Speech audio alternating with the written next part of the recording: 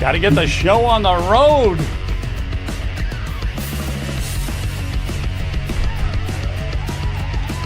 All right.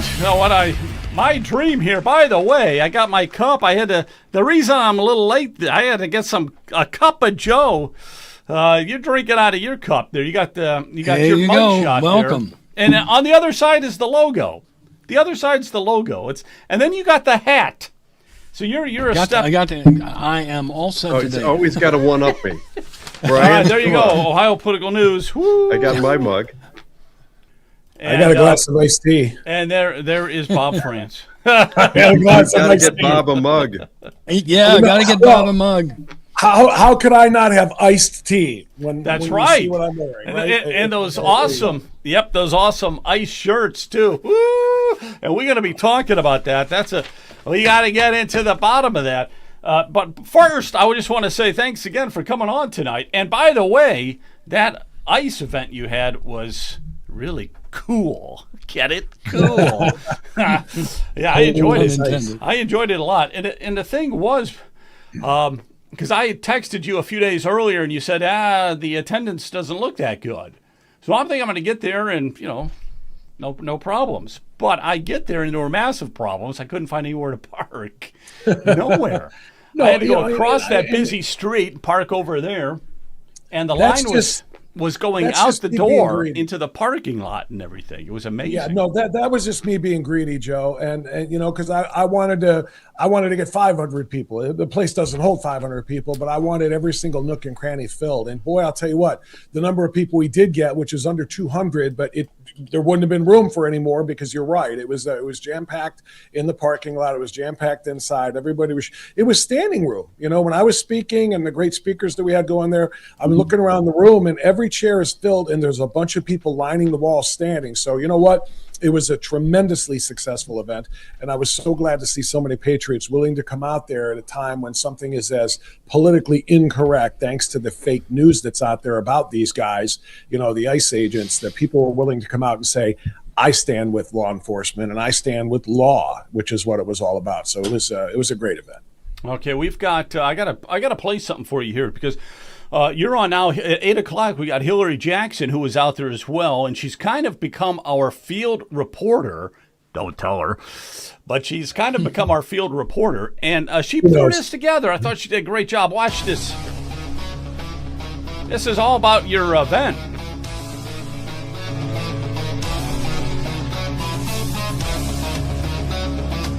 2024, there are more than 500 known terrorists who crossed.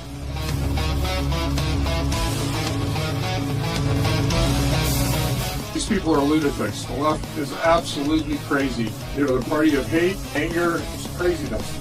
It is not a choice to stand with ICE. It's a duty. It is what we as citizens must do because we ask them to enforce the laws so that we can get equal justice.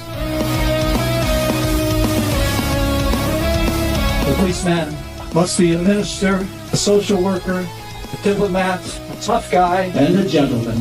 And of course, he'll have to be a genius, for he will have to feed a family on a policeman's salary. And now you know the rest of the story. I thought you did a great job on it. Appreciation Party is the right kind of party. Let's all have them all across the country. There we go. Stand with ICE. Good. Yeah.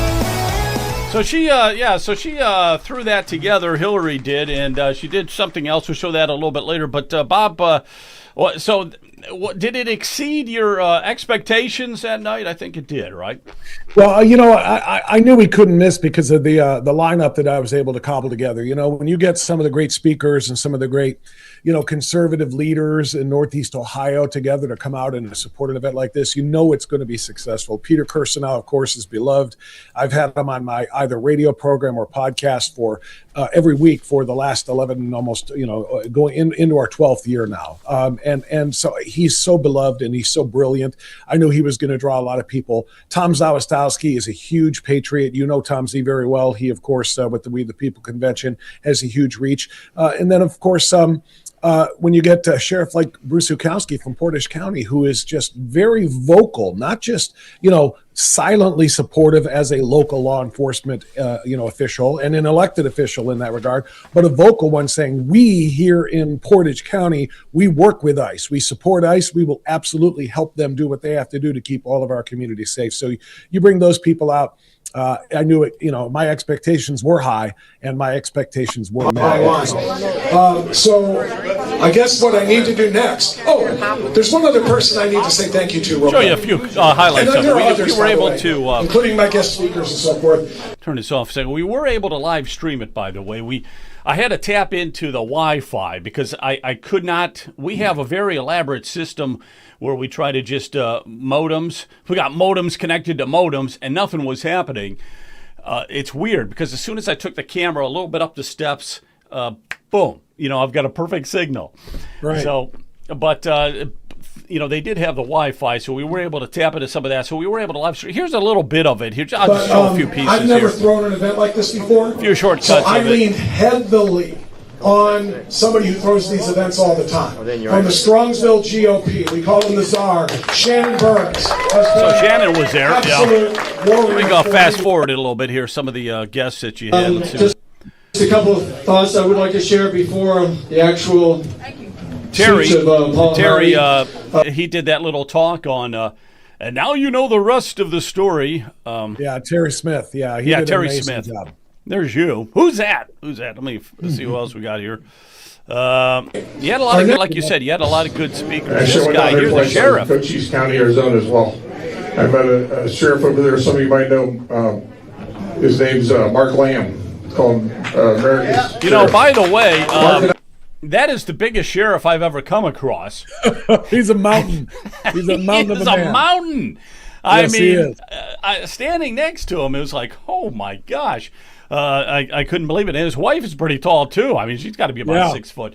But he's about 6'8", I would say. I don't have to look up to too many people. I'm 6'3", and I usually look down on most people. But I was like this, to Sheriff Zukowski, boy. He's a mountain of a man, but he's also a heck of a man, too. He's a leader, and that's what it takes, seriously. He's not afraid of what anybody says about it, particularly as it pertains to ICE or anything else. But yeah, it was great. And, I was so happy you were able to live stream. My intention was to live stream the entire event. We had a great audio and video team put together to do everything, but I was asking them to do some different things. You just live streamed, and so once you got the Wi-Fi signal, you were golden, Joe. But for us, I was asking that team to feed the in-house televisions to put all of the videos that I wanted to play for everybody on those video screens while feeding the computer through the stream to live stream on my channel, strictly speaking unfiltered, while also feeding the audio portion to the speakers. So everything would be, because the TVs that they had are very low volume, so the speakers had to be involved. So with all of the audio and all of the video, it was square peg round hole, and things just wouldn't connect to the point where it could be live streamed. So I want everybody to know, I'm glad you were able to live stream it, Joe. But for everybody who wants to see it from start to finish, it is being produced right now. The great audio and video team that was put together to actually record the thing did record the thing, and they're putting it together in post-production right now. And as soon as I get the word from them, we'll release it. It's going to be about 2.5 hours long, maybe longer. But it was a great, great event, and I think people need to hear. I'm glad you gave a little clip there, and Hillary did a great job putting a little clip there of Kirsanow and Zawistowski and Zukowski and myself and Terry. Because it was tremendous. I think people need to hear all of those speeches, and they will. It'll be on my channel, like I said, as soon as I get it back from the editing gurus. All right, very good. Let me just, Brian. Yeah, I know you weren't able to make that, but it was all about ICE, law enforcement, and it was a pretty it just good, amazes me. It's amazing me that we even have to debate that. Why the Democrats are not supporting law and order, other than they just want the total destruction of the United States. That's the only thing that I can think of. And I appreciate Bob putting that together, and I hope it spreads throughout the United States. You know, that location, Thanks, too, by the Brian. way, Bob, that location, the owner and everything like that, I mean, he was great. And he seems to be a real patriot, putting together a lot of events like this. Yeah, no doubt about it. And I just noticed on the Chiron, by the way, underneath it would be strictly, like strict, STRICTLY, strictly speaking, FYI. But first of all, Brian, to what you just said for a second, and I'll talk about the owner, Adam, and McJames Sports Pub in a moment. But Brian, you said, you can't figure out other than they just want the destruction of the country. There is a second thing, and that is they want more power. And when you have ICE starting a mass deportation in year one, they got nearly 3 million illegals deported either by self-deportation or being dragged out by ICE. That's a start, but not anywhere near what it needs to be.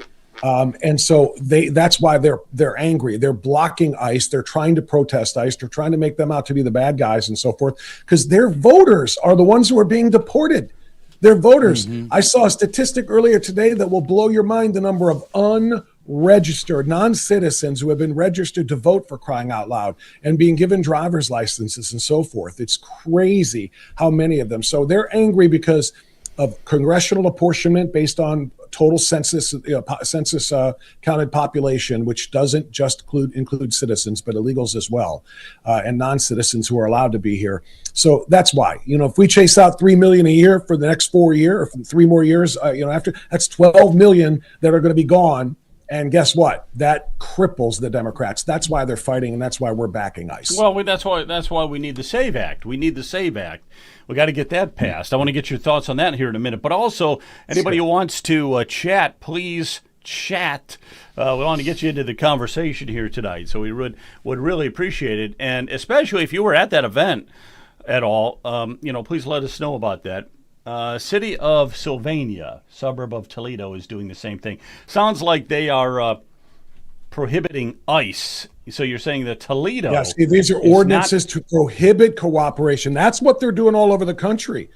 And that's why I held this thing, because you know how many of these events have been held all around the country? Yeah, 0. Yeah. Now 1. I mean, I literally said this, and I feel like I can say it with great confidence without calling every organization in America. No one has thrown an event that says we are explicitly here to support ICE. Everybody's terrified of saying that because of Renee Good and Alex Preddy in Minneapolis. ICE killed 2 people, which is absolutely bogus. The lies and the distortions and so forth about what they're doing have become reality in the minds of those who aren't given any other information.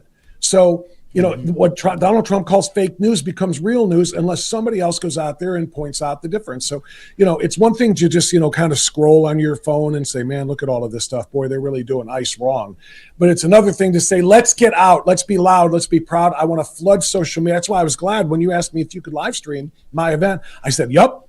More people seeing it, the better. I want other people to be inspired by it so we can stand up for law enforcement in this country, including and especially those law enforcement, federal law enforcement officers with ICE. Yeah, now the one thing I do want to say is when you live stream, okay, because I'm trying to do more and more of that, it takes it out of the cubbyhole. It takes it out of that venue, and it can get it out on social media and people can see it. And if they don't watch it live, they could watch it taped. But you can reach another 1,000 people or so by doing that kind of stuff. Totally. So to me, that is the key, is you got to get out. You got to live stream it. That's the whole key there. Yep. Yeah, and that's what our goal was. Sorry, Jonathan, go ahead. No, not at all. In this era, especially in the younger demographic, you got to live stream it, or it's not true. They want to see stuff. They want to see things on their phones and on video, and that's fine. We're happy to oblige here at Ohio Political News. I made a couple of notes while we were talking. So there is concern about the 2 people who died interfering with law enforcement operations. And I'm not really going to comment on those 2 people and their activities that allegedly interfered with police activities. It seems to me clear and apparent, but that's just my opinion. But let's put that into context.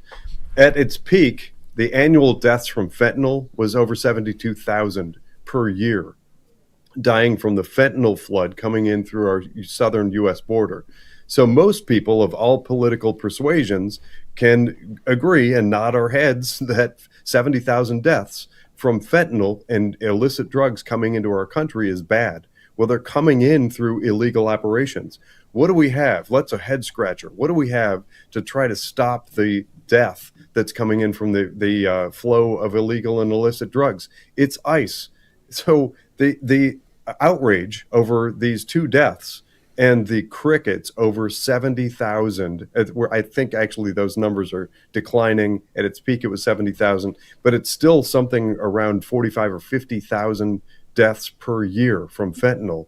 That is a catastrophic, horrible thing. One other thing I want to interject, and that is the notion that the left have had for the last, whatever it's been, 6 years, of defend democracy. Remember, how many times have you heard that? By the way, we're not actually a democracy. We're a constitutional republic, but don't tell the left that. That'll confuse them and cloud their brains even further. But they keep saying defend democracy. Well, what does democracy do? Democracy puts people in elected positions who then make laws. Well, they make laws about immigration, and then we have enforcement.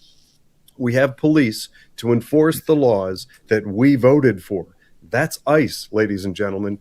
We elected the people to pass the laws, and we have law enforcement to enforce the laws. The same people, in other words, who said, defend democracy, are now saying democracy is kind of messy when you have to have law enforcement to enforce it. These people are nuts. They're lunatics. Yeah, without a doubt on that. Without a doubt on that. Hey, let's talk about the SAVE Act if we could. Let's just segue into that for a second if we could. And I want to show you something up here on X here. All right, so this is Trump on social media here. And he's saying, great job by hardworking Scott Pressler on Fox and Friends talking about using the filibuster or talking filibuster in order to pass the Save America Act, 88% issue with all voters. It must be done immediately. It supersedes everything else, must go to the front of the line. I, as president, will not sign other bills until this is passed. And not the watered-down version either. Go for the gold. Must show voter ID, proof of citizenship. No mail-in ballots except military illness, disability, travel. No men in women's sports. No transgender mutilation for children. Do not fail President Donald Trump. All right, so we've got to get that, Bob, we got to get that passed. I know it's hung up in the Senate now. John Thune doesn't want to push it forward. He's beginning to get on my nerves massively, like a rhino. He's getting to be like a rhino. So what's your thoughts on that, Save America Act? Well, no getting to. He is a rhino. He was at the beginning, and a lot of us were sounding the alarm when he was floated as the guy who was going to replace Mitch McConnell. We wanted to have a true conservative, and that doesn't mean it had to be a MAGA, conservative, whatever that is, a red hat wearing, a super hardcore Trump supporter, like a lot of our senators are. But it needed to be somebody who was going to be, have fealty to the law and fealty to what the Constitution says. And the Constitution says, in this particular case, that only citizens vote in American elections. Well, if that's what the Constitution says, then why on earth do we not have a law that says, let's check that? Make sure a person is a citizen before he or she can vote, or even to register to vote, which is what the SAVE Act does. And then, as we know, prove you're a citizen when you register, and then prove you are who you say you are when you go to vote. That's the photo ID. So it is common sense. President Trump was right, and I don't know about adding those other things at the bottom of that tweet or that post on Truth Social, because they're not directly related to the SAVE Act.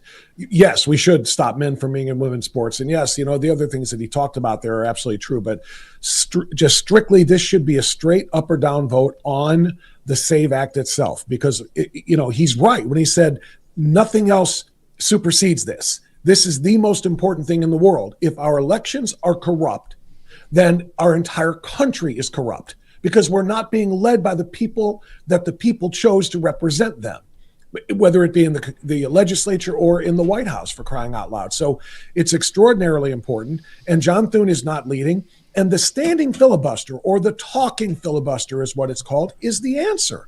Unless we're going to go full on nuke the legislative filibuster in the Senate, which we know they're not going to do, because there are far too many rhinos on the Republican side of the Senate that don't want Trump's agenda to pass. They're not MAGA.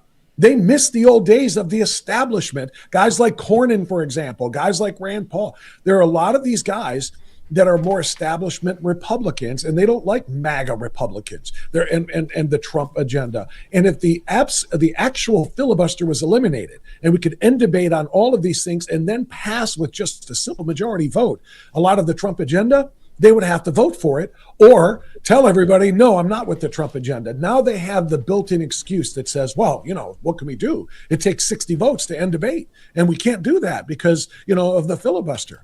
Well, the zombie filibuster allows them to just file and say, we are filibustering, but they don't have to do anything. Make them stand, make them speak, make them tell the American people on live television every hour for however many hours it takes before they collapse why there should not be only citizens voting in American elections, why illegal aliens should not be prevented from doing so, or even resident aliens who are allowed to be here but are not citizens. Make them stand and actually hold the line and do a real filibuster. And once they tucker out, that's when we say, okay, it's time to vote. And with a simple majority, check, the SAVE Act is passed. Right, John Thune needs to get it done, and it's going to take guys like ours. I know. It's going to take people like our John Thune needs to get it done. I understand. He's got to get it done. It's like, so what the hell are we going to do to make sure that John Thune or Trump or anybody? Now, I did hear one strategy, and that was that.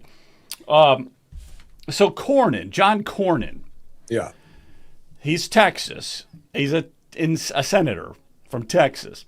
And so in the runoff in the primary against Paxton. Ken Paxton, the AG, yeah. Okay.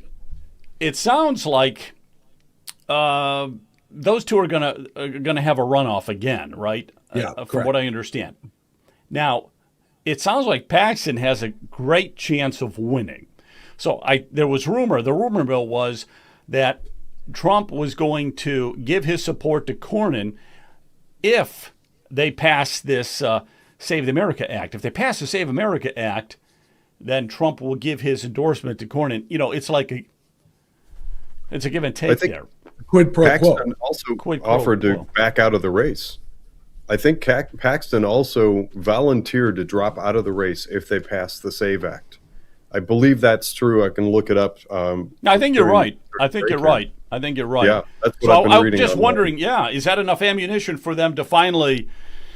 I would think so. But, but I'd like Bob's opinion on this. It seems to me there's an alternative as well that comes short of nuking the filibuster and changing it in any way, shape, or form. How about maybe forcing it to the floor and forcing a roll call vote?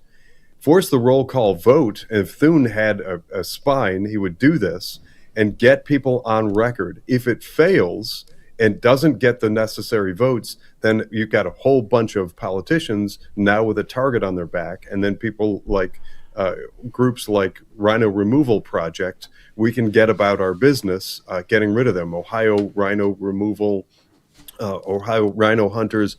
We can go about replacing the rhinos in the Republican Party. And then the Democrats, of course, will have an even bigger target on them and be even more disliked. And if it fails, just rework the thing and get it back onto the floor soon after.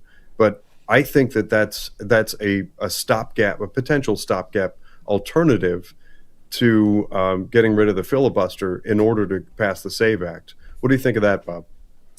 Well, if I'm being truthful, we already know who they are, Jonathan. We know if they're forced to have a roll call vote and they have to go give an up or down vote, we know what Mitch McConnell is going to do. We know what Susan Collins is going to do, Lisa Murkowski, the usual suspects. And somebody just put up there on the comments, Rand Paul. Yeah, if you think Rand Paul is MAGA and Rand Paul is a true conservative, yeah, he is very establishment in many, many ways. He is one of the thorns in the president's agenda. So you need to look that up a little bit more. Now, sometimes I will say I stand with Rand. Sometimes I found myself saying, good job by Rand Paul in this one, but on many, many occasions, not as much at all. So you really need to double check that. But Jonathan, the Democrats don't care.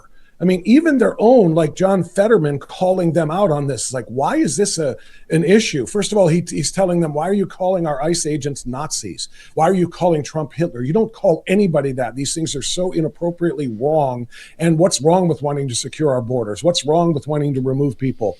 And they don't care. They in fact have turned on their own and basically want to drum guys like Fetterman out of their party. So they'll be fine to stand up there in a roll call vote and say, I vote against it, because they're going to use the same standard reasons. They're going to say, because it's racist, because it's Jim Crow 2.0. You know, black people can't get IDs as easily as white people, so you're trying to disenfranchise them. And you know that, illegal aliens don't vote, and forcing women to, show a birth certificate that has the wrong name because their married name is different means they have to find their marriage license. And people don't know where their marriage licenses are, and they don't know where their birth certificates are. So they have no problem in a roll call vote saying, no, I vote against it for these reasons. I don't think that's going to get it done. We need we need to end the zombie filibuster, as Mike Lee likes to call what we have now, and enact the talking or standing filibuster. Make them stand there on their feet for hours and hours and hours and try to defend this to the American people. Eventually, they're going to run out of juice, and then we're going to be able to get it passed with a simple majority. That's the only way I see it. Yeah, I agree with you. That's the way it's got to be done. We'll see. It's got to happen, though. And if that does happen, I don't see the Democrats winning too many elections going forward, at least not in the near future. I think the Democrats, Joe, I think they're in bigger trouble than you realize, because of one. Speaking of Texas, it's funny you're talking about Cornyn and Paxton. It was the Democrat primary that is the one that, oh my goodness, what this says about the Democrat Party. Jasmine Crockett was and is a lunatic. And I love, by the way, that we're just calling it like it is. Since Trump at the State of the Union just said, look at these people, they're crazy. And then Marco Rubio said, you know what the Iran is? They're lunatics. They're religious fanatics. We're just calling people what they are anymore. But Jasmine Crockett was one of those lunatics, and they voted for James Talaferro, who is an absolute, oh my goodness. I mean, you go to the edge of the left, you go all the way to the outside of communism and Marxism and fall off, and you're going to find Talaferro there. I mean, he says God is non-binary. He says that. Oh my gosh, I'm trying to remember all the different things. I was listening to a big montage of his speeches and the thing. He calls himself a Christian minister, by the way, and he gives these sermons, these very, very bizarre sermons that are just about, like I said, it's to the left of Marx, for crying out loud. So they in the deep red state of Texas, they elected the most progressive guy they could possibly find to be their nominee. So if they think that's actually going to work in a place like Texas, I think they might be a little bit more delusional than we realize. There is no easy path to a blue wave in November or the Democrats winning the majority. I'm not saying they won't, but I'll tell you what, the fact that they embrace somebody like Talaferro is going to say a lot about them nationwide. Well, I tell you what, could you imagine where we're at? I was just thinking about this earlier. If we had Kamala Harris as president right now and Tampon Tim as VP, Iran would be having a nuclear party in about a month from now. And I mean a real nuclear power party. Let me see what this says. Well, spring break's just around the corner. I bet that they don't pass it before they head to full. Another vacation. That's what drives me nuts, too. So this whole crap has got to stop. It's the Save America Act. One other thing I think Trump has in his back pocket is he's been talking about doing an executive order. So he might have that in his back pocket. I want to hit you with a couple of quick questions on a few things here. What is your thoughts, real quick, on the war that's going on, the 10-day war, the war that the Democrats are saying is an endless war? It's been going on forever. The casualties keep mounting. I think we have like 8 or 9 casualties, deaths from it. So what do you think? What's going on with this war? Is it the worst casualty that we've ever had as a country? Well, no, it's obviously not, and they're going to try to propagandize this as being another Iraq war because they think the American people are stupid. It's called gaslighting. They think RIA, Iraq, Iran, they sound alike. Let's make it like that. Everybody remembers how unpopular that war was. Here's Trump, and Bush took us into that one. So another Republican taking us into another long, drawn-out, forever war. Listen. Marco Rubio is one of the smartest men ever to hold office in a cabinet anywhere. And I mean that, at least in my lifetime that I've been watching very, very closely. He is the most amazing Secretary of State. He laid this out extraordinarily well. So did Hegseth, by the way. A lot of people don't like Hegseth as Secretary of War, but they have said, listen, this is not, let's go in and see what happens, and we'll see how it goes. No. This is, we have a very clear checklist of goals, things that we are going to get done. Once those things are all checked off, we are out. And that's it. Now, whether that takes 2 weeks or 6 months, we don't know. We do know that the checklist is very specific and firm. It is not something that is ambiguous. We're going to figure it out as we go along. This is not that. This isn't Afghanistan. This isn't Iraq. Those wars were badly mismanaged and bungled. Whether you agreed or disagreed with the reasons we went in, they were bungled. And so because of them, the haters who, let's be honest, if Hitler himself were alive today, and Trump said we're going in to get him, the Democrats would start wearing swastikas. They would say, how dare you?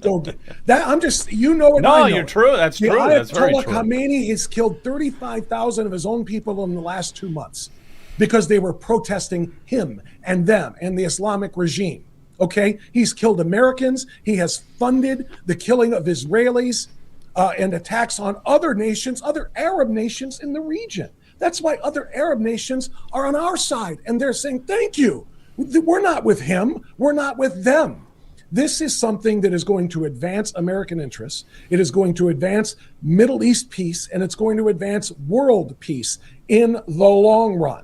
Donald Trump is doing what presidents since 1979 have promised to do, which is to rein in Iran because of all of the world chaos that they foment with their sponsorship of terrorism. And I'll tell you one last thing.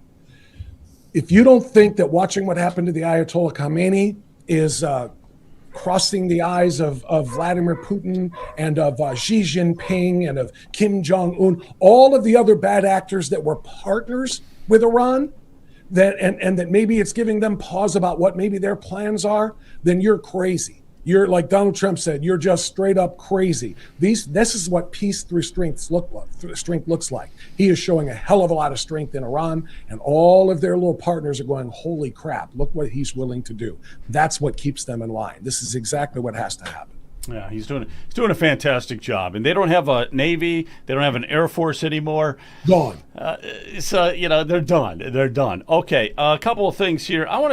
And we're going to get to, I want to talk about property taxes next, so I'll get with Brian and stuff on that in just a second. But I know you got this on your calendar, Bob. So this is the State of the State coming up, and it's on Tuesday at high noon. High noon. Did you know about that? I knew it was coming. I have no intention of watching it. I'd be as interested in watching that as I was interested in watching Abigail Spanberger give the response after the State of the Union address, which is to say, no, thank you. I'll get what I need from that from Twitter. Select quotes, or X. Select quotes, select things, little clips, because I'm not going to stand there or sit here and listen to a guy that is, look, I think rhino is overused. No disrespect, Jonathan. I love the idea of Ohio rhino hunters, but he's not even rhino. He's not even red enough to be rhino. He's just a straight up Democrat. He just is. Yep. Everything that we have seen over the course of the last several years, and the way he is conducting himself, and the vetoes that he is issuing on just very common sensible pieces of legislation. I want nothing to do with the man who gave the keys to the state of Ohio to Amy Acton and said, you run it.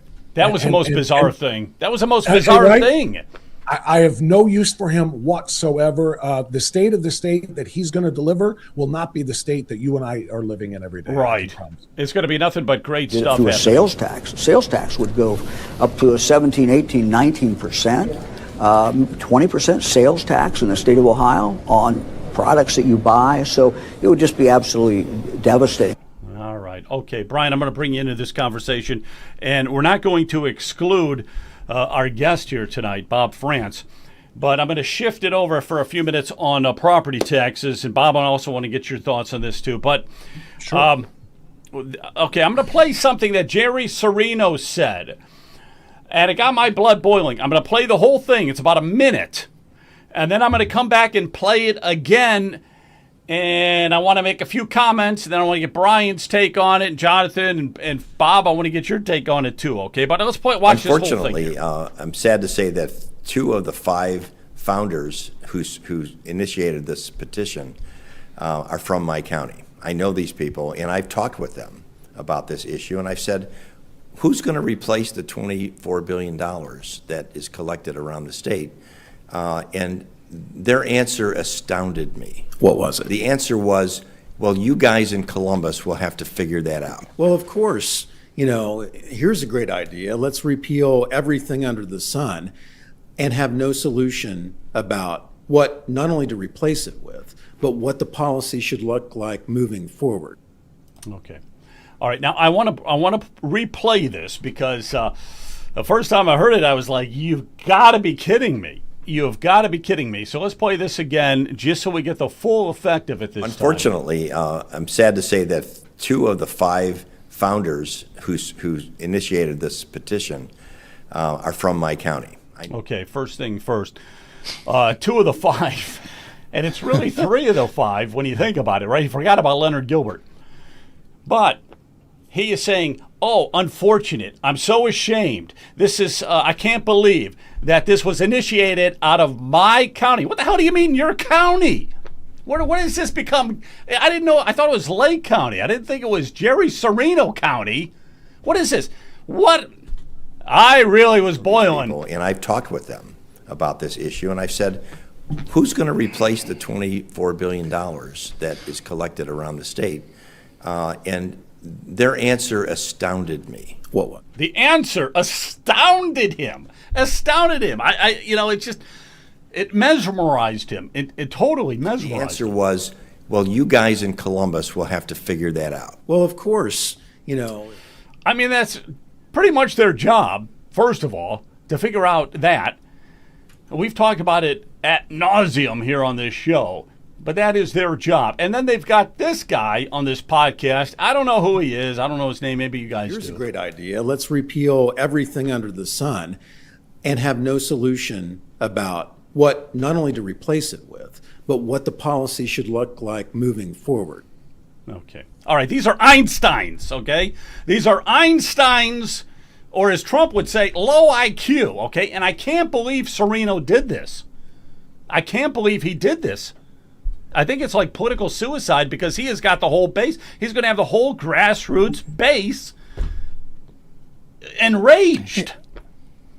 Yeah, that looked to me like it was a Soviet Politburo. Are you sure that was down in the State House? Because Serino is he's embarrassing himself. I hope he hasn't got into sort of the problem with dementia. As you get older, it seeps in, and I'm afraid Jerry may be approaching that.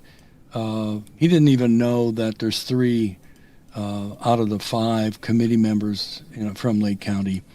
And I'll also say that he was not totally truthful when he said he spoke to both of us. I assume he's talking about John Mara and yours truly. I know he did not speak to Leonard Gilbert. Leonard Gilbert and I started this thing. I talked to Jerry Serino over a year ago, met him at a fundraiser, and I said, Senator Serino, I want to talk to you about the property taxes. I'm concerned about seniors being priced out of their home. And here's what he said to me, quote, I've said this 1,000,000 times. I know he's threatened to sue me if I keep saying this over and over again.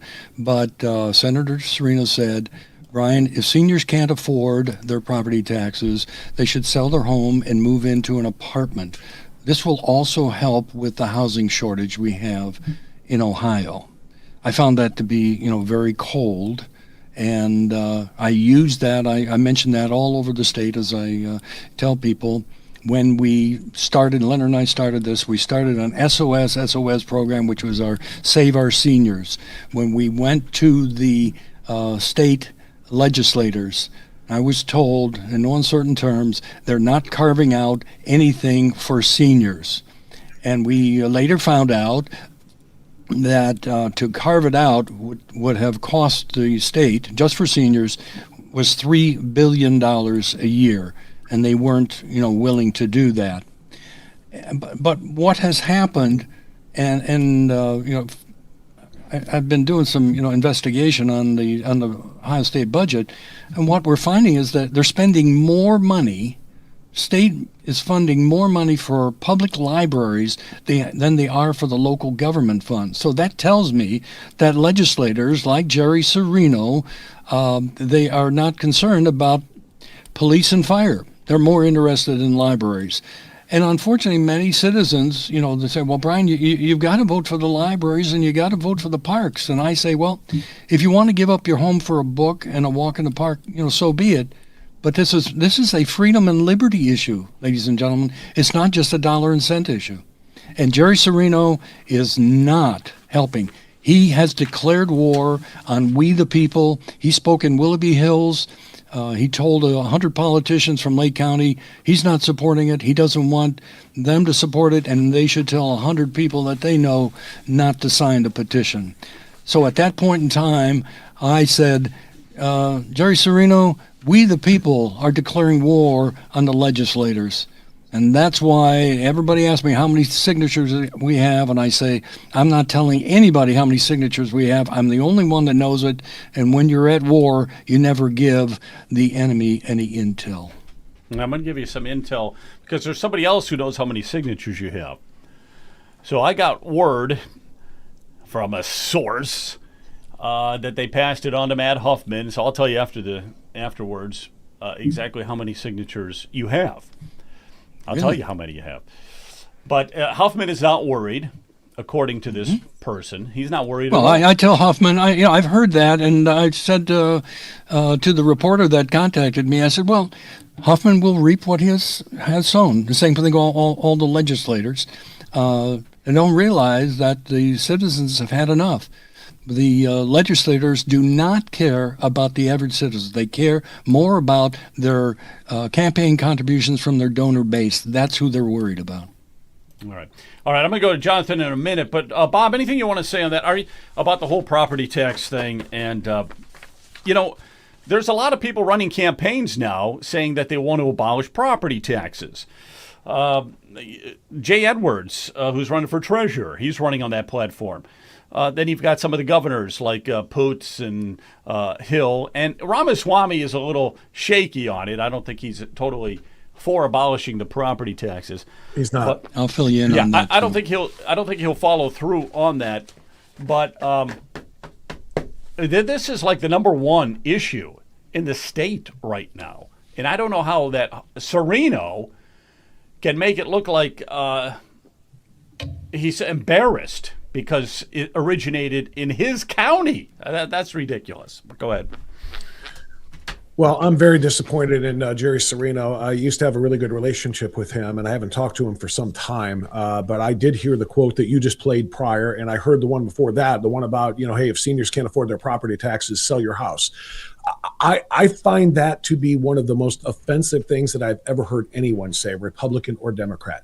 You're going to tell some senior citizen, some 60, 70, 65, 70, 75-year-old person who worked their whole life, earned a living, earned an income, had money taken out of that income as tax, and then took what was left and paid a mortgage for 30 years in most cases or more. And they finally did it. Now this is mine and it's mine alone. I've already paid taxes on it and on my income, which I used to buy it. And now that it is mine and only mine, the state is saying, keep paying us anyway for the right to own that house. And if you don't pay us for the right to own that house, we'll take it away from you. Go get your ass in an apartment. I have never heard anything as vile, honestly, as that. I'm disgusted by it. And I will tell Senator Serino that when I see him this coming weekend. It's disgusting. Secondly, the answer to the question is of where, and the clip that you played too, Joe, about Mike DeWine saying we're going to have to raise the sales tax, 17, 18, 19%. No, you're not. And the answer that Serino said, well, what's going to happen? How are we going to replace the $24 billion? And the answer is stop spending it. I'm sorry, but stop spending it. We don't need a $205 billion biennial budget for a state this size, especially when the results that we get for all of that have us in the middle to the lower half of the pack in the country, being 39th economically, being 38th educationally. What are we 100%. Getting for having one of the highest per person expenditures in the country? We're not even getting results anyway. Stop spending so much. You nailed it when you said the libraries. The libraries in this state don't have a budget that is an amount. It's like in each budget, we have to decide how much do they get. Do they get, $400 million or $500 million? They actually are one of the few entities that are tied to the budget by a percentage. Whatever that budget is, they get a certain percentage of it for the libraries. And I talked to a state representative 3, 4, 5 months ago, something like that on a show. And he's been trying very, very hard to try to get that changed, give them an actual budget. But every time you try to take a nickel from the library, people lose their minds. There are some counties that have 9 branches. 9 branches for a population that really only needs 1 or 2. They are completely bloated. The entire budget is bloated, especially that library, and we could absolutely do without, the property tax income if they actually managed our resources better. So I'm furious at the idea that we have to raise our sales taxes to an unmanageable number, or tell seniors, get out of your house, go live in an apartment, go not own what you spent your entire life working for to own, go and rent from somebody else. And oh, by the way, then let them raise your rent. You don't have a mortgage anymore, but now you do again, because the landlord can raise the rent to whatever they want and you've got to pay them. It is unconscionable. And I cannot believe one of our very own said it. Yeah. The other thing too, and I'm going to throw it to Jonathan here. The other thing too is they're doing it in Florida. All right. So you got Ron DeSantis, who's actually going to accomplish this in Florida. He's going to, on your primary residence, you're not going to be paying property taxes. They already don't have a state income tax. And now they're going to do that. There is a way. If you sit down and you think it through, you can figure something out. But it's called leadership, Joe. It's called leadership. It's not called. And here's the other thing. This is what got me really riled, is they work for us. Somebody needs to remind these guys that you work for us. They don't fear us, Joe. They do not fear us. They don't care about us. It's like we work for them, and we should just be grateful for whatever they decide that they want to throw at us. Go ahead. Sorry, John. All right. So sometimes, Joe, you stole a little bit of the thunder that I had planned for my comments here, but sometimes you need to step back and make things simple again for simple brains. Remember Sesame Street when there was a word of the day? This episode is brought to you by the word representative. Representative is a word in the English language that has a meaning. That means that people like Jerry Serino is not to mouth off and not to express his opinion and not to try to scare people. His job is to follow orders. People lose sight of that, especially when they get praise and they get into big office and they get opportunity to go and whatever it is that Jerry Serino does that feeds his ego. But that, to me, seems to these comments that we're talking about seem to be a loss of control of his ego and a complete loss of perspective on what his job is. Quite frankly, his job is to listen, all ears. If the people of Ohio say they want something, hit the entirety. He has one job. You know the expression? You have one job. His one job is to make that thing happen. It doesn't matter what his opinion is, ever. Not even a little bit. He might render some perspective and say, hey, people of Ohio, I think if you do this thing, there might be some bad ramification. But spreading lies, fear-mongering, and misinformation is not part of his job description. But let's drill down and look at the numbers. What he asks for in that clip is to come up with $24 billion. Well, actually, that's extraordinarily easy. Remember back before COVID hit, and we were saying, wow, why is Ohio's budget so large? At the time, it was $67 billion. $67 billion, we're now north of $100 billion. Just going back to the ridiculous budget that we had pre-COVID, And let's look around and be honest about what's happening in our state. Do you notice that the roads and bridges and education and healthcare and whatever our government is involved with, that any of it's better? No, none of it's better. They're just spending a lot more. So we jumped from $67 billion, which is ridiculous, to $100 billion. I say all you need to do is just move that back again. So there's a big chunk of the money right there. Now, let's add to it. He's asking, what do you do to come up with $24 billion? This is just me spitballing creative ideas that are right there. It's low-hanging fruit.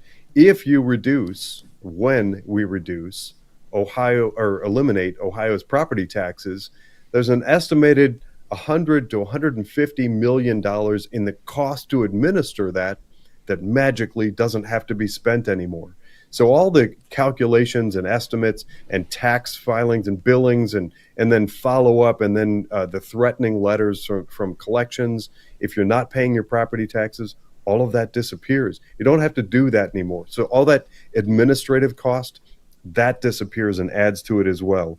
You're talking about libraries. I'm going to make a comment on that. Libraries, in many places, in my experience, going into libraries, some of them represent great venues to go and entertain and host speakers. Outside of that, they seem to be sort of this building equivalent of those buses that you like to talk about, Joe. Joe's mentioned a number of times the buses downtown Cleveland are kind of like air movers. They're like kind of this fan. All they do is they seem to move around empty air. Why are the libraries that are collecting so much money from Ohio taxpayers virtually empty? They seem vacant most of the time. To Bob's point, yes, absolutely. Scale down, open one location, one branch. People are not checking books out like they did in the 1920s. They're online. They have it. I have a smartphone right here. I can get any book I want. It's ridiculous to have these Taj Mahal nine location library systems in these communities where nobody's using them. They're like the buses. They're empty. Scale back. All of that money, and we've just touched on the tip of the iceberg. Go into the fraud that's happening. Let's take a look at what we're starting to uncover from Central Ohio in the Somali community and all of the abuse of Medicare and Medicaid in Ohio. I have a feeling that very soon, Jerry Serino's comments about wait, gosh, where do you come up with $24 billion? Pretty soon, you've got about $900 billion in surplus if we actually tackle those things instead of saying we don't want to address any of the fraud, waste, and abuse that's happening. We just want everyone to keep paying at current rates. And that also touches on that ridiculous comment that I can't even call him Republican. He is not, to Bob's point. Our governor, Mike DeWine, with his comment that we're going to have to raise sales taxes to 17 to 20%, preposterous. Yeah, no, that's so ridiculous. What we need to do is address all of these issues. Yeah, that's just borderline stupid to say something along those lines. Yeah. I'm going to throw it back to Bob here. Bob, any last comments or anything like that? We got to get Hillary would be coming on, but anyhow, and she played a big part with your event. So let's just bring it around circle here for a minute. If there's anything you want to say to wrap up tonight's talk, and I appreciate you coming on, and I got to have you on again because it's a lot of fun. It's a lot of fun when you come on. I enjoy it, Joe. Yeah, and anytime you need me, just give me a holler, and we'll make it happen. And you're right, Hillary did a great job. She's going to do a great job tonight for you too in a minute here. But she did a great job. Played a big role in that event on Friday night. So thanks for that, Jonathan. Just to kind of really to buttress what you said about the libraries. Not only do people not check out books, do you know what some of the libraries are? And I told you I did an interview, and I can't remember the rep's name, who is constantly trying to drive down and to end that library. That attachment to the budget. They get a certain percentage of it because it's unnecessary. Do you know that there are libraries paid for by taxpayers in this state that are renting out yard equipment They're like a Home Depot rental center. You can go there and rent yard equipment from the library. I kid you not. You can not rent it, but sign it out like books. Because you're right. People don't use libraries the way they used to be used. Nobody needs the card catalog anymore when there's Google or Chat GPT. People are looking it up that way. Hey, Siri, tell me this or tell me that. They're not going into the library like they used to. That doesn't mean we get rid of them all and we don't fund them at all. But the idea that they should be funded to the level that they are in order to keep the revenues where they are, and with the byproduct of driving people out of their homes, it is absolutely, and even if it's not driving them out of the homes, forcing them to pay it to stay in their homes. I'm not a senior, but I've paid for my home. And you know what? I shouldn't have to keep paying the government. Listen, do you own your car, Joe? Do you own your car outright, or are you making payments on it? I'm making payments on it. Okay, when you get to the end of that, just to put a cap on this, when you get to the end of it and it's all yours, should you keep having to send payments? Absolutely not. Absolutely not. To own your car, then why do they do that for our house? No, that is a good point. Yeah, it should be an asset like any other asset. You pay it off, pay a sales tax, and you got it, and that's it. Absolutely. And you're paying an unrealized gain. Paying on unrealized gains. That too. Now, once you sell your house and it's, or just like when you sell a stock portfolio, Jonathan's world, understood. You're getting gains off that. You got to pay taxes on that. But you know what? That is not, there has to be a realized gain, not something that is sitting there of value and you have to pay for something that you are not receiving funds for. It's just crazy. So I'm glad to hear you guys fighting this every day. Brian, especially, you're just kind of leading the charge there. Keep that up. It's sad that Vivek, by the way, who I think is going to be our governor, and I hope is our governor, but he is more focused on zeroing out income tax in the state rather than, every time I talk to him anyway, he wants to zero out state income tax, not property tax. And there's some admirable things about that. I asked Bob. I asked him that directly when I was in his home. I said, "You want to eliminate the income tax?" And I said, "Well, how are you going to replace the $10.7 billion in income tax that's going to be lost if you eliminate the income tax?" And his response was, "Well, the same way that you're going to replace it for the property taxes." I dare say that he was supposed to get back to me in a couple of weeks. That would be this Friday. I don't envision him calling me or his campaign. I checked out what Rob McCauley's position was on the abolishing of the property taxes, and he's right up there with Jerry Serino. So they're all big socialists that are running the state. And you know what, Brian? I'll acknowledge it's an uphill climb. I've got a wife who works for a county. All right. And as we know, local and county governments are impacted directly, as well as the schools, obviously directed by the property taxes. And they're worried about shrinking budgets for their particular operations. And there are some programs that are being cut that are necessary. We're not talking about salaries. We're not talking about greedy workers. We're not talking about the teachers' unions, which are their own entity and another set of problems. But we're talking about programs that are actually funded by these things. And absolutely, there are concerns. And when you tell them that if the initiative gets on the ballot and the constitutional amendment passes, all of these things could go away, these programs. There's a whole lot of people that are going to flock to the polls and vote against this. So it's an uphill battle. I agree, Bob, but I still contend that the public sector has outgrown the private sector's ability to pay for services, and the library is a prime example. What you're seeing is mission creep.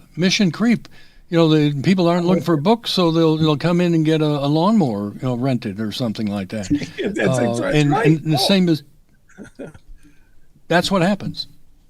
Yeah, no, you're right, Brian. You're right, and like I said, I'm glad you're flying that flag, and I'm glad you're leading the charge, and I'm glad you're continuing. And I'm going to keep telling people in my newsletter. I did it just yesterday. Or no, I'm sorry, I wrote it yesterday, and this morning it came out. But I'm telling people to where to get the petitions, to go to Axe the Tax and so on and so forth. Thank you very much. It's very, very important. The people need to have a say. It's got to get on the ballot in November, and then we'll see where it goes. The people have already had a victory, and maybe a limited victory, because they're now talking about us. A couple of years ago, they wouldn't even talk about this. Good point. And if the people didn't, stand up, the David Thomas of the world wouldn't have come up with the legislation that Governor passed. It's too little, too late. But this is what we need to do as citizens. We need to stand up and not just accept what these politicians like Jerry Serino are saying. We're pushing back right now. Hey, Joe, before I go, if I could just do the little self-promotion thing. The website, my show is live streamed on Rumble, like yours, at Strictly Speaking. The channel is called Strictly Speaking Unfiltered, which you see on the screen. Please give me a like and a follow and a subscribe there. And then hit the join button, too, when you're on there, because that takes you to my locals community, which is a huge, huge, huge part of what we do. That's the war room where we decide what we're going to do on the program. So I need people to follow me there. And the aforementioned newsletter that I send out every Sunday morning at 6 a.m., you can subscribe to that. It's called Strictly Speaking This Week. You can subscribe to that by sending me an email to bob@strictlyspeaking.org, bob@strictlyspeaking.org, and I will sign you up for the newsletter. You'll get it free of charge every Sunday morning, and it'll hopefully give you a lot of important information. So, well, thank you very much, Bob. I appreciate it. Thanks, thank Bob. you very much. Yeah. I want to give you some applause here. That's what I want to do. I'll take it. Okay. Hey, thanks a lot.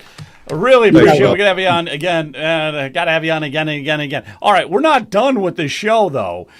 We got Hillary Jackson coming up right in just a minute. But before we go into that, Kent, you're out there, right? Kent? Maybe. Ken usually gives us a spiel here on how to support Ohio political news. So I thought I would give him a chance. Well, we can give the spiel. Go ahead, Jonathan. Give the spiel. All right. Don't forget to click the like button, follow, and click that bell to get notified when Ohio political news goes live. If you are so inclined, we'd love to have you support Ohio political news with some of the cool merch that we've got. All three of us are holding up our mugs this evening. There are mugs, shirts. Yep, there's mine. I've got my Ohio political news. Mine actually has my my mug shot there you on go. it. There's my picture. All kinds of cool stuff. This helps episodes like this one to keep going. It helps us to keep getting the message out about what's really happening in Ohio politics. So visit the website, find the cool stuff. Find us on, what are we on, Joe? We're on Rumble, X, YouTube, I think even Substack. Follow and share with friends. I think there are some buttons in there. You can grab the link to the profile and send it out to your social media group. Send it out on X. Send it out on Facebook. Let people know that Ohio Political News is the place to go to find out what's really happening in Ohio politics. The straight shooters, the people willing to do the real citizen journalism to get the information out to you guys. We need your help in order to keep it going. Kent, you're out there now, correct? Apparently, maybe not. All right. We're going to move on here. Let's get our next guest on because there she is. What's up? Look at the Hillary shade. Jackson, Moms for Liberty, and also our roving reporter, because you're working for OPN now. Look at that. Oh, it's you know what? I never knew what you looked like without those glasses. Now I do. Well, I had to bring him out because Brian is just so cool, but I had to step it up just one notch. Look, you see the American flag? Brian, awesome? Wait a minute. Let's compare. Who's got the better glasses? I cannot compete with that, really. Oh, I do. There's no contest. Love it. Okay, we'll give our vote to Hillary. Hillary, you won in that category. Okay, I'm going to play. I want to play. We played this. You put this together. Let's watch this.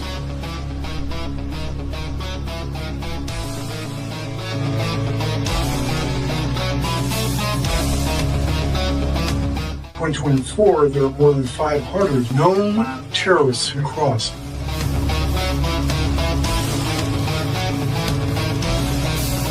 These people are lunatics. The left is absolutely crazy. They're the party of hate, anger, and craziness. It is not a choice to stand with ICE. It's a duty. It is what we as citizens must do because we ask them to enforce the laws so that we can get equal justice.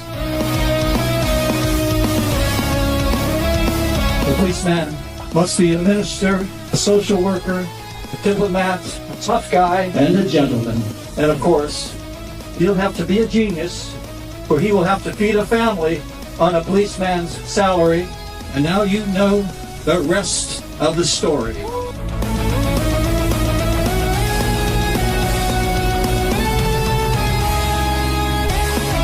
Appreciation party is the right kind of party. Let's all have them all across the country. That was a great event. I really got to give a thumbs up to that event there. I thought it was a great event. And like I said, I was expecting, because I had texted Bob a couple days earlier, and he said, we're a little bit slow on people signing up and everything, so I didn't think there'd be any problem getting in. And then I got there, and it's like, there ain't even anywhere to pull in. Hey, Stuart Moats, 200 stars. Stuart, thank you. Good to see you out there. Appreciate it. All right, very good. What was your thought on that event, Hillary? And by the way, it's good to see you. You're with Moms for Liberty. I know that you're doing a lot of things. So if you want to just fill us in on a couple of the other types of events you are associated with. Moms for Liberty, I know you're going all over the place. We'll get into all that. Hey, what did you think about that ICE event? I thought it was awesome. I am a daughter of a police officer. He's actually a lieutenant now. So I have a little bit of a different perspective on it. You know, of course, I support what they do as far as our borders, but I also I see the human side of it. So when things, with the Renee, what was it? Renee Good, and that pretty guy, I understand the impossible situation that a lot of these officers get put in on a daily basis, where they literally have to make a life or death decision in a blink. And it's up to, they have to decide, is it me going home, or this guy, this guy, this criminal, this person that's, obstructing justice or whatever it is, when it comes to things like that. So anytime that there's an opportunity to show support to law enforcement, whether that's local, federal, I'm going to be there. And I thought it was a wonderful, wonderful event. The turnout was fantastic. The energy was fantastic. I know that we were kind of concerned initially with some of the reviews that Adam was getting for his restaurant. So if everybody could help out Mick James and give him a 5-star review on Google to kind of help drown out that noise, that would be awesome. Adam's a really good buddy of mine, and he would really appreciate that. But it was a wonderful night. The staff was incredible. The energy was incredible. I'm very thankful to Bob for putting it on. Yeah, let me play this here. Or this is something else you did. I'll play this real quick. This is off our X account. Let me see if I can get some sound. We're trying to do the right thing. Hi, this is Hillary with Ohio Political News, and we are here with Chop. Why did you decide to come to tonight's event to support ICE? Because my dad was law enforcement for 29 years, and I support all of them, special forces. I think everyone should support ICE. We do have some illegal aliens here. When people decide that a lawless society in any way, shape, or form is acceptable, it is very chilling. So to support the very brave men and women that are working in federal law enforcement, I want to come out and support them. We're trying to do the right thing against the tyrannical left. The fact that Frantz got this thing organized is something that should set a precedent to know that the federal law enforcement officers are appreciated. And that's all we want at the end of the day. The cops on the street, they know that we have the support of the law-abiding citizens. What does cooperation between local law enforcement and ICE look like? We don't have the same issues that they had in Minneapolis, for example. We're not going to put up with it. It'll never happen up here in Northeast Ohio. Thank God you heard it here first. Detective Steve Loomis, he's going to make sure that Northeast Ohio is never going to look like Minneapolis, and that is music to my ears. Thank you so much, Steve. Oh, very good. The thing I liked best about that was that microphone, because you had our logo on that microphone. So I loved it. I had the logo, but I had a really, really bad receiver. But that just goes to show that room was packed full of people. Oh, yeah. Yeah, it was a high energy. It was a wonderful, wonderful night. It was. Let's talk about some of the other things you're doing. So we can go in any order you like. Do you want to start? I know with Moms for Liberty, and also some of the events you're going to be going out to. So I know that you're trying to get out to CPAC. Yes. And, you're doing something prior to that. Are you going to Mar-a-Lago or what? There's a lot of different things. I get invited to attend, the most incredible events, whether it's, fundraisers or, legislative things, or events like CPAC. I get invited all the time, but just because you're invited doesn't mean that they'll pay for you to get there. And with Moms for Liberty, we are a nonprofit, so we operate on donations and memberships alone, and we do what we can in the capacity that we're able. So the first thing that I have. Well, hang on 1 second. So you're trying to raise funds for CPAC, right? Yeah. Yeah. Where are you at? And how much do you need? Maybe a generous person out there might help. But how much is it about to go there? Well, how much is it to go? Okay. So, of course, CPAC being as big as it is, they have to have it at a really big hotel, and they pick the Gaylord of all places. So it's just astronomical. And they did give us, a break on the room, and I'm sharing it with two other girls, but it's still like $1,800. So, wow. But I'm only, right? Yeah, that's expensive. Wow. It is, but I'm only like $300 short. So I did get sponsored by the Middleburg Heights GOP. They've been wonderful and helping me out quite a bit. JB from Middleburg as well has been incredible. So I've been feeling the love. It's just I just need a lot of it. Gotcha. So you're a strong activist. Well, maybe somebody can help you out. We'll see. So what is next on your agenda there with Moms for Liberty? I guess let's start there. What's going on there? So Moms for Liberty, we are going to be heading to D.C. We're actually going to be going to D.C.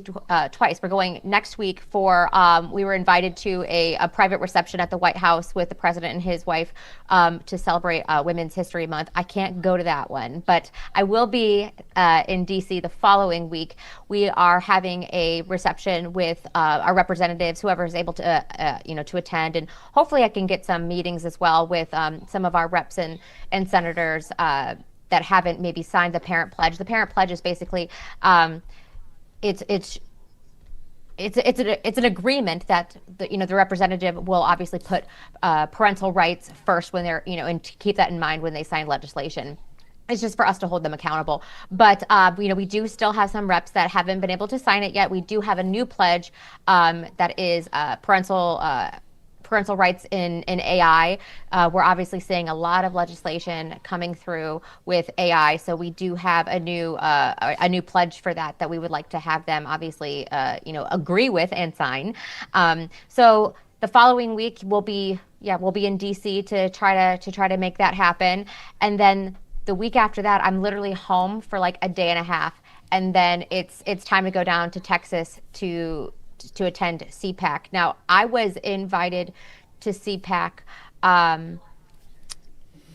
just to see if anybody from Moms for Liberty wanted to go. And of course I do, but I have an agenda. I always have an agenda. And my primary focus there, and maybe this will help garner some funds, but I need help taking down the teachers' unions. The teachers' unions are the absolute reason why our children are failing, why our education system is failing our kids, why we're seeing indoctrination into the schools. I mean, I could go on and on about this for hours, and I won't. But we need to dismantle the teachers' unions. We need to remove the federal charter. There's legislation that's written, but we need to push it. So in order to push it, we have to be loud. We have to have those discussions. We have to let the legislators know. If we have to come storm the Capitol, politely, of course, we will, because our children are worth it. Oh, absolutely. Well, that's terrific. I'll send it over to Brian. Brian. Yeah, thank you, Hillary. I did not know that you're going after the teachers' unions. That's very, very interesting. Oh, and hell I know yeah. From the property tax standpoint, I know teachers' unions in Ohio are going to be, coming after us. And I would agree that something needs to be done, about public education. I keep saying I'm not sure that the public schools can be saved. I really don't. I see here in Lake County there is a movement, a homeschool movement that's really taking off with Annie Payne and a few others. We had a chapter, I believe, of Moms for Liberty, but in Lake County, Ohio, here, but I haven't heard much about them lately. Yeah, so I'm really glad that you brought that up because there's a couple of different things going on. So the homeschool movement is taking over across the whole state, right? And there's so many reasons as for why that's going on, and a lot of it has to do with the fact that we're just not seeing a return on our investment. You know, that's really what property taxes are. We're investing in our future. We're investing in our kids. We're investing in the prosperity of our state, and we're not getting a return when we're having, kids in the 8th grade barely able to read. And we're budgeting our prisons based off of the test scores of our 3rd graders. That's insane. But I'm glad that you brought up Annie because Annie and I, actually tomorrow, we are premiering our first episode of our podcast called Royally Schooled, where we're going to be really taking the time to deep dive into what's going on in public education, why we both chose to homeschool. That's how her and I actually met a few years ago. So tune into that on Rumble and on our Facebook page as well. So that'll be tomorrow at 5. But also, we do have a chapter in Lake County. The woman that was the chapter chair of it did need to take a step back. So we are looking for somebody to head that. It's of course it's not an easy task, but it's one it's worth it. So if this is something that you're passionate about, protecting our children and giving parents the ability to be in the driver's seat and doing whatever it takes, then give me a call because we absolutely would love to get Lake County up and running again. I got a quick question. So you're in Cuyahoga County, Moms for Liberty, right? Correct. Okay. And I was recently, recently promoted, I guess, to also the legislative chair for the state. So when it comes to bills, and things, great. Yeah. Okay. Now, a question here is, who is it that's in Summit County? Summit County is Margaret Bream, and she is also running for Congress, the 13th district. So check her out if you haven't. But she is the current chapter chair for Summit County. And then we've had Sarah Simon on. Which county is she in again? Sarah is Stark County. Stark County. Okay, very good. So, and you have them. Is there a Moms for Liberty in a lot of counties? What are some of the other counties? We have Hamilton, Delaware. She's Allen County. And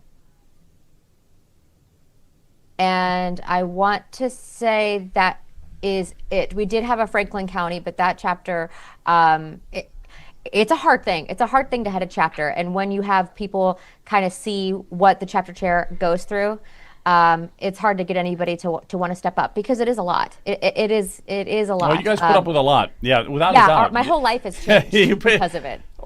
Well, we got to hear about that then. We definitely want to hear about how you. Well, let's hear about it right now. How has your life changed? Because are you guys like getting threats or something? Oh, yeah. Or what? Yeah. Yeah. Well, tell us about that.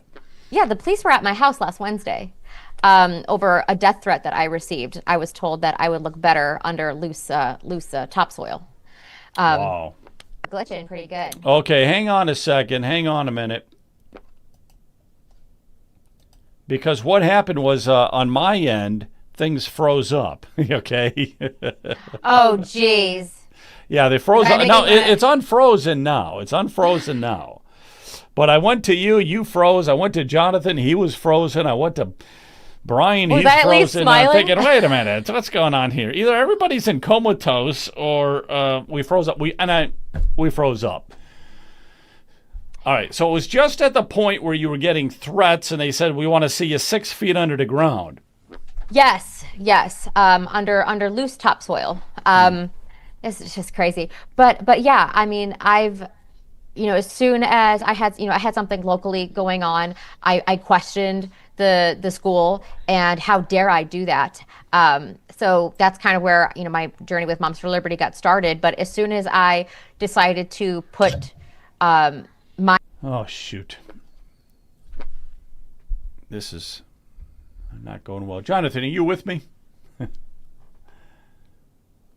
Well, there's Jonathan. Hey, am I on? Am I back? I don't know what's going on. We are freezing a little bit. Why don't you get a few words in here before you freeze up again? See if I can get a few words in before the next freeze comes in.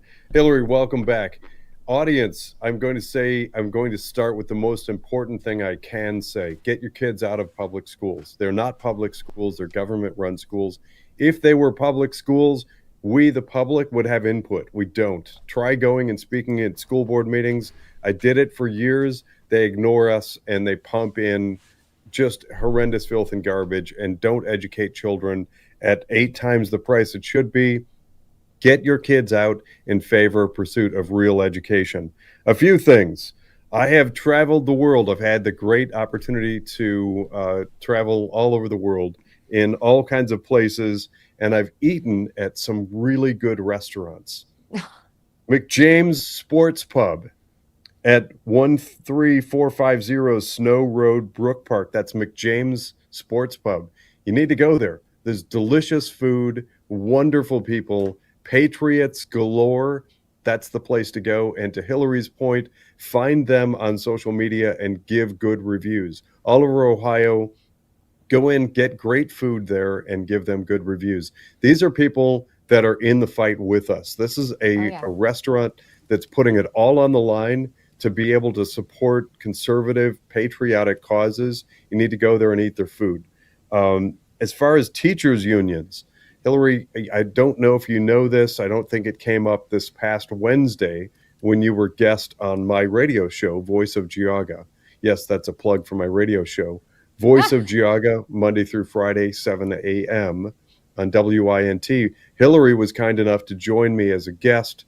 We talked about Moms for Liberty, education, all kinds of things, including your podcast that's coming out. We do have a question in the Rumble chat. People want to know where to find your podcast.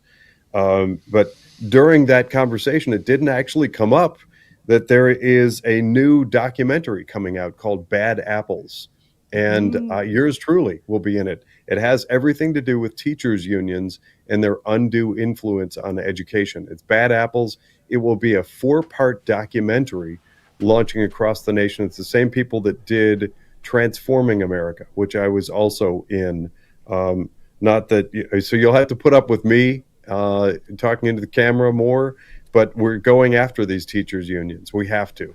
Hillary's spot on.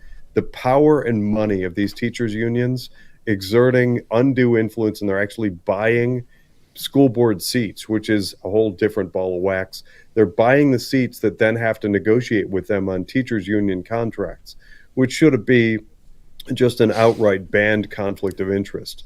But those are the 2 cents that I have to chime in with. Thanks again for coming on with us, Hillary. Hey, Jonathan, real quick, show me Voice of Geauga. You got that paper with you? Oh, yeah. So this is a paper that's connected with the radio show that we have. So this paper, it's 20 pages. We've got all kinds of great articles and all kinds of stuff. We're getting really good feedback. This paper actually went out as our first edition. It's a monthly newspaper that goes out to all of Geauga County. We're hitting just over 43,000 doors with this. So we have a radio show. It's a live stream podcast from the radio show. And now, as of just yesterday, as a matter of fact, these just hit mailboxes, over 43,000 mailboxes getting the news out. So just like Ohio Political News fights hard to get the real information out about what's happening in our state, we've got Voice of Geauga on radio and now print and podcast. That's amazing. Getting news and information out. That is amazing. So, real quick question on that. How often is the next issue? Is that a monthly issue, weekly, or what?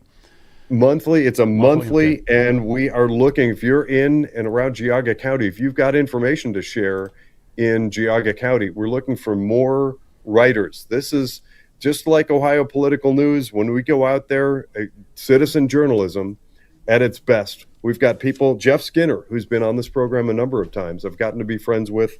You'll notice the name right there in that corner, Jeff Skinner. I don't know if you can read it. Yep, there it is. He wrote an article for us.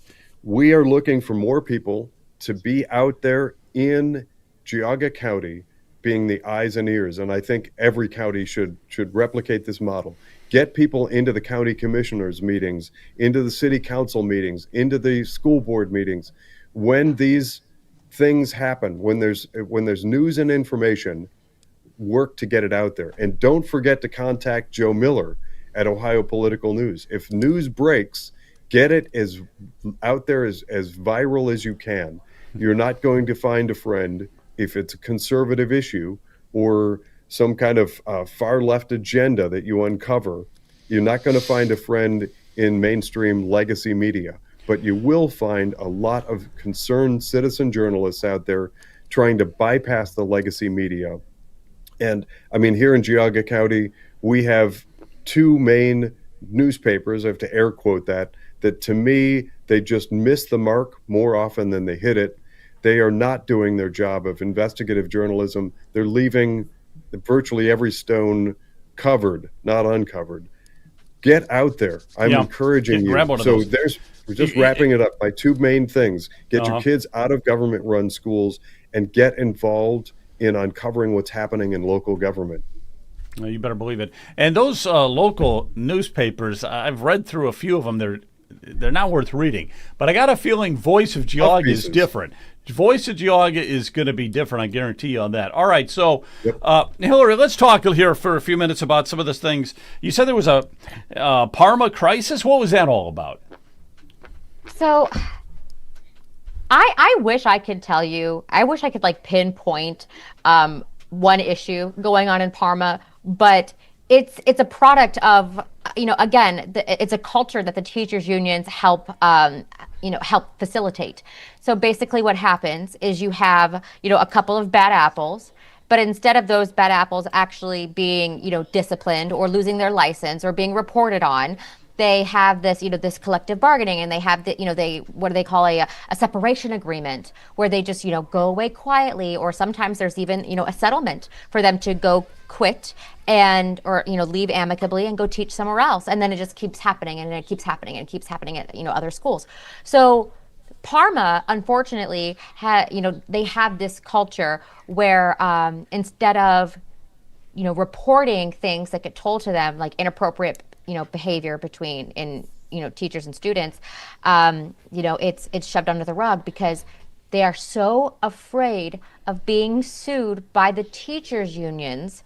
And the prior school board president even stated that in his speech, that when the last teacher that was diddling the kids got let go, or quit, I guess I should say, they're terrified of the repercussions and the lawsuits from the teachers unions, that they are willing to put morality, student safety, everything that makes you a good person, they're willing to put that aside to have these separation agreements, to pay these teachers to go away quietly and go teach somewhere else. And we're seeing that. And what are these teachers primarily involved in? Is it something sexual or what? What's the misconduct that they're involved in? So the one that when I was on your show the last time, that was sexual misconduct, alleged, of course. And then this time there are 7 teachers currently out on paid administrative leave, and unfortunately, the superintendent at Parma doesn't quite understand that he works for the board. So he has not been forthcoming to the board when they've asked questions on, why these staff members are out on leave. There has been statements made by the superintendent, by other parents, where it's grumblings of inappropriate conduct, and other parents have asked at these school board meetings if it is inappropriate conduct between teachers and students, and they won't say no. But it looks like history is repeating itself as far as, we're not seeing investigations. We're not, we're not seeing we have 7 teachers out on paid leave, and they've been on paid leave since before the holidays. Yeah, I got you there. And that's what that whole teachers union. It's like they never fire anybody. It's like No, they can't they fire don't. anybody, and that's what's so annoying. And all they do is keep putting another levy on the ballot, and then another levy, and then another levy, and then another one. What the heck? Hey, Brian, you got a last question here or something for her? We're going to probably wrap it up pretty quick here. Yeah, Hillary, how can we help you? I know you said you need funding. Is there anything else that we can do from Lake County to help you? Find another replacement for Lake County Moms for Liberty, that would help? Yeah. Obviously, we would love to grow that chapter and have somebody step up. But the biggest thing is just support. Obviously, financial support is great, because everything that I do, it is on my own dime. But also just support for what we're doing. That means a lot, because the noise and the negativity, I try not to read a lot of the comments, but sometimes you're just scrolling and I'll see a random picture of myself with something god awful and profane, above it. So it just happens.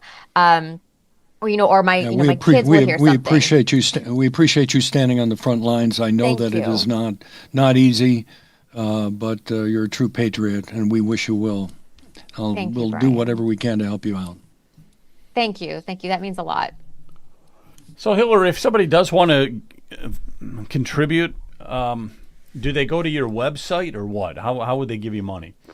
Yes. So on our website, we have a couple of different things that you can do. You can just donate if you want to donate, but also we have a membership, and there's 2 different types of memberships. One is, a free membership. The other one is $30 for the year. And that gives you voting rights when we, endorse school board candidates or, make certain decisions on bylaws, things, random stuff like that. So yeah, 2 different ways. My website is posted on my Facebook. Or if you wanted to just go to momsforliberty.org and, find your chapter, if you type in Cuyahoga, it'll also take you to the right place. And your website is Hillary Jackson, right? Or your Facebook, it's Hillary. Yes, Hillary with 1 L. We don't do the 2 L's around here.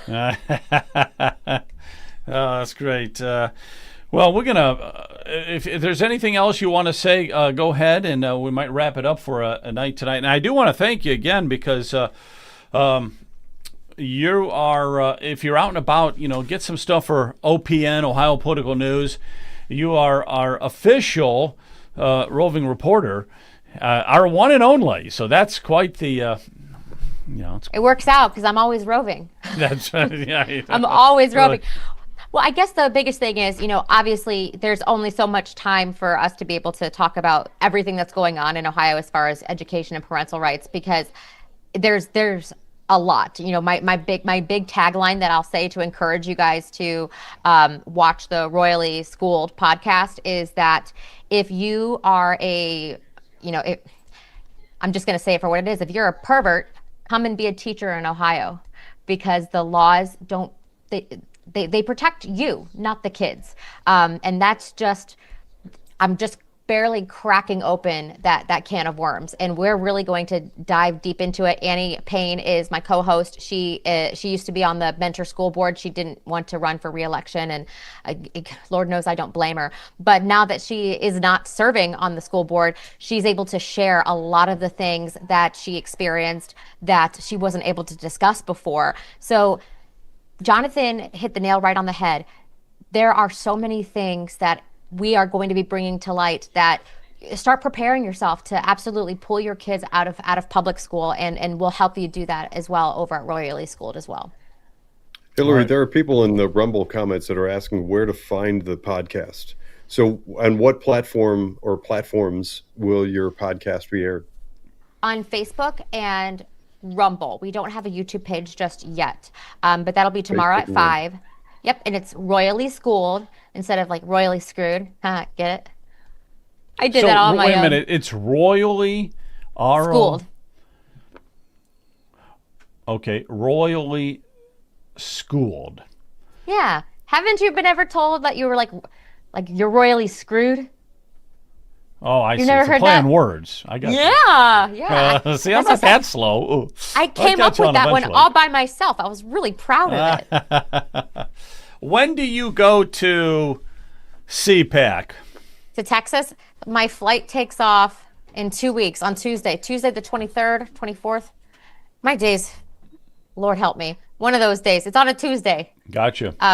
Is when I take off, and I'm there until Sunday. So this is going to be it's a really, really big event that I'm going to have my microphone. I should probably get a megaphone because I'll do whatever. I'm going to wear this jacket because it's really loud and obnoxious. I'm going to do whatever it takes to get as many people willing to talk and to share about what the teachers unions are doing to public education in our country. Well, thank you again. I want to thank you. God bless your efforts. So, and obviously keep in touch because we're counting on you. Oh yeah. And we'll be talking to you soon. So take care and thanks for everything you're doing. Doing a great job. Awesome. Thanks, guys. Have Thanks, a good Hillary. one. Take care. God bless everybody. See you. Thanks, Joe. Thanks, Jonathan.